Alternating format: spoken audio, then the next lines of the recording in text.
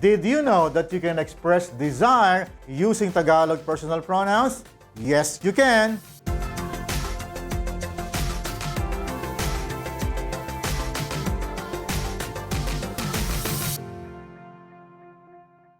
Kumusta po kayo? My name is Jay. Welcome back to my channel. Let's Go Tagalog, your guide in your journey in learning the beautiful language, Tagalog. I hope by now you are doing some serious Tagalog learning. You can check out some Tagalog learning sites in the internet or in your community. You can also check out other YouTube channels out there. Before we dive into our discussion for today, I really hope you hit the subscribe button and the bell notification button so you will be updated of new videos that I am coming out regularly. We are still discussing a huge topic, the Tagalog personal pronouns. We are done with Group 1 pronouns and we are currently covering Group 2 pronouns, specifically how they are used. If this is your first time watching this video, I really suggest you check out my previous videos because everything I say in this video may not make sense to you. You can go into my playlist and check out the videos under personal pronouns. In the last video, I talked about how Group 2 pronouns are used in phrases that talk about oneself and that there are 4 conditions for this to happen. And these are when expressing a feeling towards someone or something, when expressing a desire to do something, when expressing one's ability to do something, and when expressing one's awareness of something. These 4 are our subtopics, and we have covered the first one the last time. In this video, we will tackle the second subtopic, which is when expressing a desire to do something. So, tara, simulan na natin.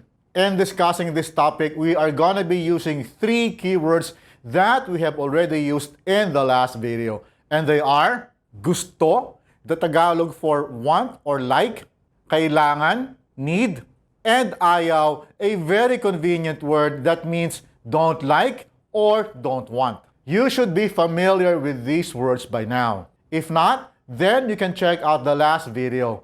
I am providing the link in the description down below. These are words that you can use to express desire to do something. Let us begin with simple declarative phrases using our first word, gusto. Gusto ko, I like or I want. Gusto natin, we like or we want, including the listener. Gusto namin, we like, we want, excluding the listener. Gusto mo, you like or you want. Gusto ninyo, you like or you want, plural subject. Gusto niya, he or she likes or he or she wants. Gusto nila, they like or they want. Believe it or not, these are complete sentences. They can stand on their own. Now, let's try kailangan, the Tagalog word for need. Kailangan ko, I need. Kailangan natin, we need, including the listener. Kailangan namin, we need, excluding the listener. Kailangan mo, you need. Kailangan ninyo, you need, plural subject. Kailangan niya, he or she needs. Kailangan nila, they need. Like in our examples for gusto, these phrases can stand as complete sentences depending on the context of the conversation. I will explain that in a bit. Now, let's move on to ayaw. Ayaw ko, I don't like or I don't want. Ayaw natin, we don't like or we don't want, including the listener. Ayaw namin, we don't like or we don't want, excluding the listener. Ayaw mo, you don't like or you don't want. Ayaw ninyo, you don't like or you don't want, plural subject. Ayaw niya, he or she doesn't like or he or she doesn't want. Ayaw nila, they don't like or they don't want. All the examples that we discussed can stand alone as complete sentences depending on the context of the conversation. How? Let me give you an example. When you are asked, gusto mo ba? Do you like it? Remember the question marker ba? We talked about that in episode 23. I am providing the link if you wish to review that. Also, in Tagalog, when the context is clear, you can omit the demonstrative pronoun like this, that, etc. So, we don't say, gusto mo ba ito? Do you like it? We say, gusto mo ba? You can respond this way. Oo, gusto ko. Yes, I like it. Do you remember how to respond in the positive? Well, we've also tackled that in episode 23. Or, you can do a shortcut question. Gusto mo? And you can just reply with, gusto ko or ayaw ko. See? Okay, so now let's expand these phrases into complete sentences using a sentence pattern. If you have been watching my videos, you will notice that Tagalog mainly follows the verb, subject, object, or VSO sentence pattern. Tagalog also follows the verb, subject, predicate pattern. In this pattern, we will be using verbs as the predicate. Specifically, we will use verb predicates in our examples. Let's start with gusto.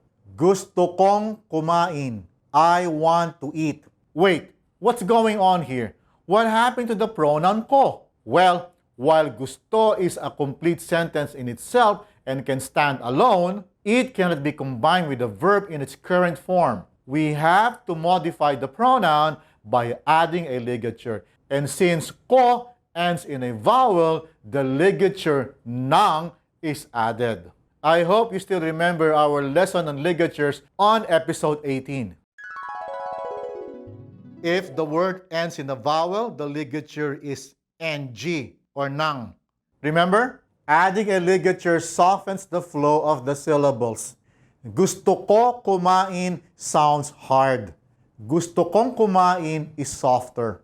See? Now let's move on to the rest of our examples. Please note that all of the pronouns are added with the ligature nang. Gusto nating umalis.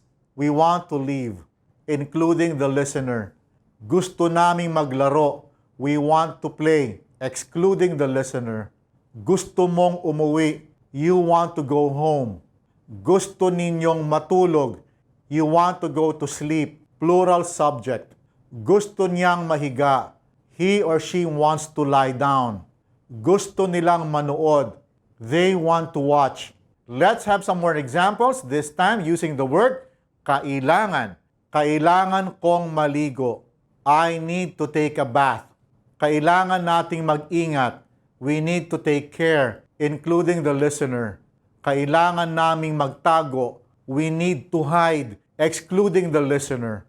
Kailangan mong umuwi. You need to go home. Kailangan ninyong tumulong. You need to help, plural subject. Kailangan niyang magmadali. He or she needs to hurry up. Kailangan nilang tumakbo. They need to run. Finally, let's use the word ayaw, meaning don't like or don't want. Ayaw kong kumain.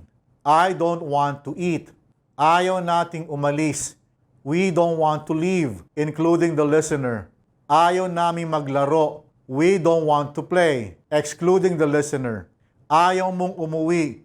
You don't want to go home. Ayaw ninyong matulog. You don't want to go to sleep, plural subject. Ayaw niyang mahiga. He or she doesn't want to lie down. Ayaw nilang manood. They don't want to watch. The examples that we have covered can stand alone as complete sentences. But you can use them as building blocks to build more complete sentences like, gusto kong kumain ng tinapay. I want to eat bread. Kailangan mong tumulong sa kanila. You need to help them. Ayaw niyang mahiga sa kama. He or she doesn't want to lie down on the bed. We won't dive too much on this topic because we will cover this in our lesson on verbs, which is still a long way off. For now, just be aware that you can use group 2 pronouns to talk about one's desire to do something. In our next video, we will cover the subtopic on how to use group 2 pronouns when expressing the ability to do something. Be sure to catch that. I will see you then. Maraming salamat at hanggang sa susunod.